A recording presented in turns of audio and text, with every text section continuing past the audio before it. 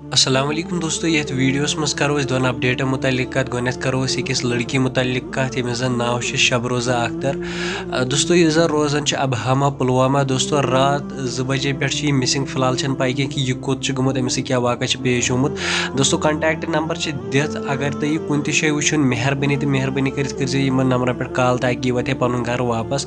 यह वीडियो कर ज़्यादा को ज़्यादा शेयर।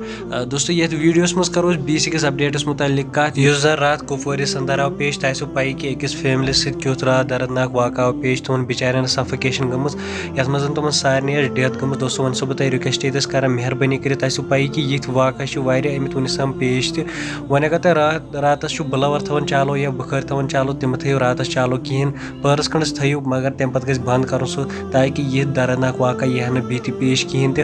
बाकी तुहद क्या बारस मज वन कमेंट बॉक्सस मज वन जरूरी वीडियो कर ज़्यादा को ज़्यादा शेयर। बाकी मिलो नईस वीडियोस मज तो समझो तुम सारे। अल्लाह हाफिज़।